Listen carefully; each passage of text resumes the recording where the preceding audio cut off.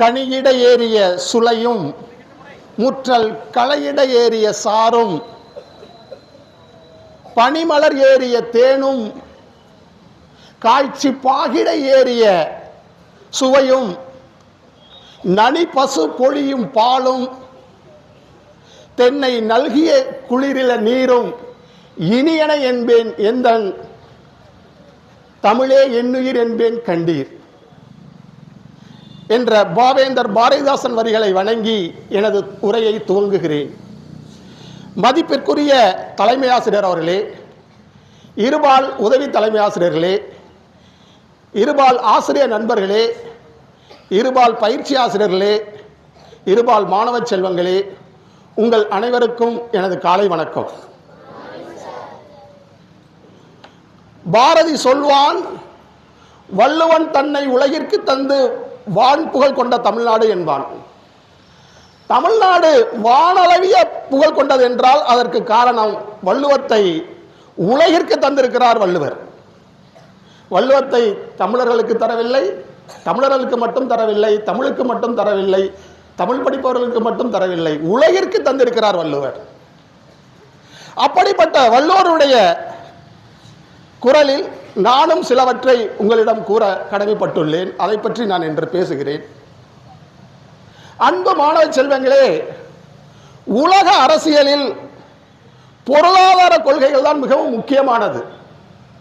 அப்படிப்பட்ட பொருளாதார கொள்கைகள் இரண்டு வகையாக பிரிக்கலாம். ஒன்று முதலாளித்துவம், இன்னொன்று பொது உடைமை சித்தாந்தம் என்று சொல்லக்கூடிய கம்யூனிச சித்தாந்தம்.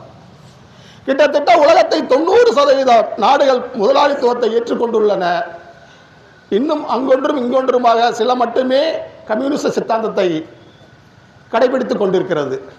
அப்படிப்பட்ட கம்யூனிச சித்தாந்தத்தை 17ஆம் நூற்றாண்டின் பிற்பகுதியில் காரல் மார்க்ஸ் அவர்கள் தனது தத்துவத்தை, தனது நூலினை உலகிற்கு வழங்கினார். அதற்கு அடித்தளமாக விளங்குவது நிலையாமை என்கின்ற தத்துவம் தான். கம்யூனிசத்தினுடைய அடிப்படை தத்துவம் நிலையாமை தான். நிலையாமையினுடைய கூறு இயங்கியல் கூறு. இந்த நிலையாமை என்கின்ற அதிகாரத்தை ஒரு 2000 ஆண்டுகளுக்கு முன்பாகவே வள்ளுவர் தனது வள்ளுவத்தின் மூலமாக ஒரு அதிகாரத்தையே கொடுத்திருக்கிறார். நிலையாமை என்கின்ற அதிகாரத்தை 2000 ஆண்டுகளுக்கு முன்பாகவே உலகிற்கு கொடுத்தவர் தமிழ் முன்னோடி நம் வள்ளுவர் தான் என்பதில் பெருமை கொள்ள வேண்டும். அதில் ஒரு குறள், இறப்பது போலும் சாக்காடு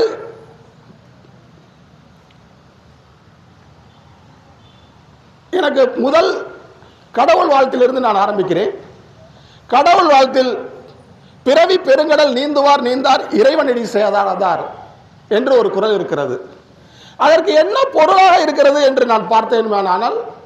ஓர் மனிதன் தனது வாழ்வில் எதற்காக பிறந்தோம் என்று ஆராய்ந்து அதற்குரிய கூறுகளை, அதற்குரிய பணிகளை செவ்வனே செய்து முடிப்பானேயானால் அவன்தான் இறைவனுடைய பாதத்தை பற்றி படர முடியும் என்கின்ற அந்த காரணத்திற்காக பிறவி பெருங்கடல் நீந்துவார் நீந்தார் இறைவனடி சேராதார் என்று கூறியிருக்கிறார் என்று நான் கருதுகிறேன். அடுத்ததாக வான் சிறப்பு, விண்ணின்று பொய்ப்பின் விரிநீர் வேலுலகத்து உள்நின்று உடற்றும் பசி என்று சொல்லுகிறார். வானத்தில் இருந்து மழை பொழியாவிடில் மண்ணில் உள்ள அனைத்து உயிர்களும் பசியும் பட்டினியால் வாடும். அதனால் அந்த அதிகாரத்தையே இரண்டாவதாக உங்களுக்காக கொடுத்திருக்கிறார். நீங்கள் திருக்குறளில் உள்ள ஒவ்வொன்றுக்கும் ஒவ்வொரு காரணம் இருக்கிறது. அதிகாரத்தை ஏன் அவ்வாறு அடுக்கினார், ஒவ்வொரு குறளுக்கும் ஏன் ஒன்றன் பின் ஒன்றாக அந்த குறளை மாற்றி வைத்திருக்கிறார் என்று ஒவ்வொரு அறிஞர்களும் அதற்கான பொருளினை சொல்கிறார்கள். அடுத்தது மக்கட்பேறு, தம்மின் தம்மக்கள் அறிவுடைமை மாநிலத்து மண்ணிற்கெல்லாம் அரிது என்று சொல்வார். நம் மக்களுடைய அறிவு எதற்கு பயன்பட வேண்டும் என்றால் மாநிலத்தில் உள்ள மண்ணுயிர்க்கெல்லாம் அரிது, மண்ணில் வாழக்கூடிய அனைத்து உயிரினங்களுக்கும் உங்களுடைய அறிவு பயன்பட வேண்டும் என்ற அந்த நோக்கில் அதை கொடுத்துள்ளார். நீங்கள் எல்லாம் சத்துணவு சாப்பிடுகிறீர்கள். நானும் சத்துணவு சாப்பிட்டுத்தான் பள்ளியில் படித்தேன். அவ்வாறு படிக்கும்போது சத்துணவு சாப்பிடுவதற்கு உட்காரும் போது ஒவ்வொரு வகுப்பு வரையாக உட்காருவோம். அப்பொழுது எங்கள் ஆசிரியர் எங்களுக்கு சொல்லிக் கொடுத்ததெல்லாம் என்னன்னா, அந்த ஒரு திருக்குறளை ஒவ்வொரு வகுப்பிற்கும் ஒருவன் சொல்லிவிட்டு தான் நீங்கள் சாப்பிடவே ஆரம்பிக்க வேண்டும். அப்படிப்பட்ட குறள் கொல்லாமை என்ற அதிகாரத்தில் இருக்கிறது. பகுத்துண்டு பள்ளியூர் ஓம்புதல் நூலோர் தொகுத்தவற்றுள் எல்லாம் தலை.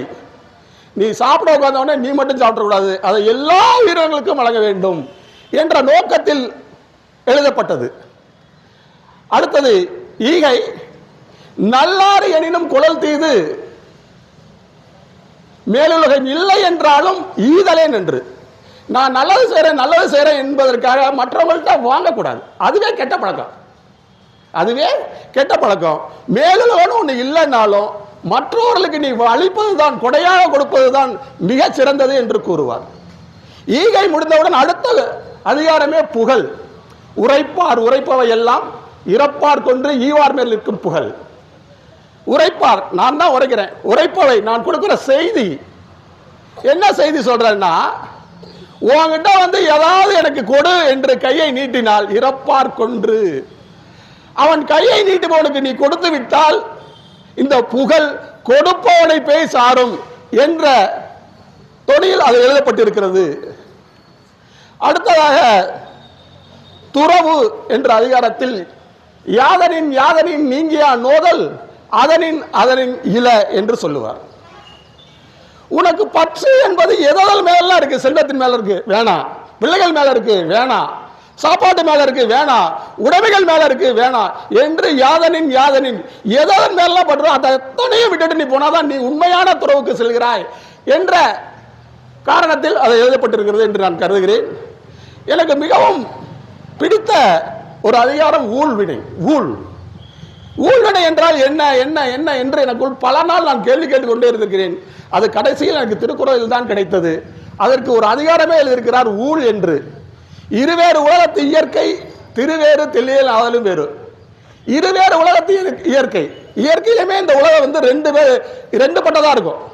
நல்லவன் இருந்தா கெட்டவன் இருப்பான், மழை இருந்தா மடு இருக்கும், ஒரு பக்கம் மழையா பெஞ்சு ஊத்துன்னு, ஒரு பக்கம் காஞ்சே இருக்கும், ஒரு பக்கம் செழிப்பான நிலமா இருக்கும், இன்னொரு பக்கம் பாலைவனமாக இருக்கும்.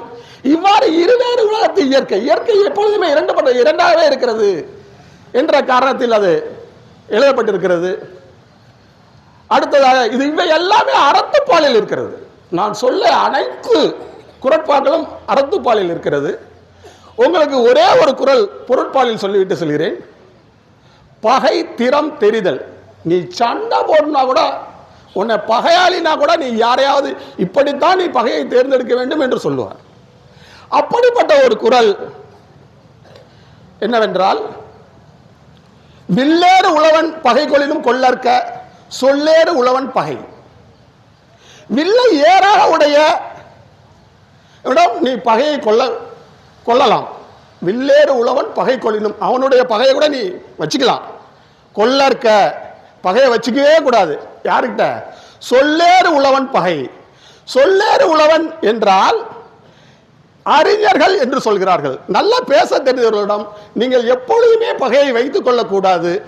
அப்படிப்பட்ட திருக்குறளை வெறும் 2 மதிப்பெண் வினாக்களாகவே நீங்கள் பார்த்து கொண்டு விட்டு விடாதீர்கள். அது உங்களுக்கு ஒரு வாழ்க்கை நூல்.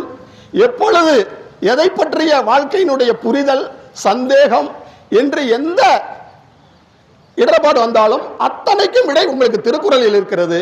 ஆனால் திருக்குறளை படியுங்கள், நேசியுங்கள், உங்கள் வாழ்க்கை படமாக எடுத்துக்கொள்ளுங்கள் என்று இத்தருணத்தில் கேட்டுக்கொண்டு வாய்ப்பளித்த தலைமை ஆசிரியருக்கு நன்றி கூறி விடைபெறுகிறேன். நன்றி, வணக்கம்.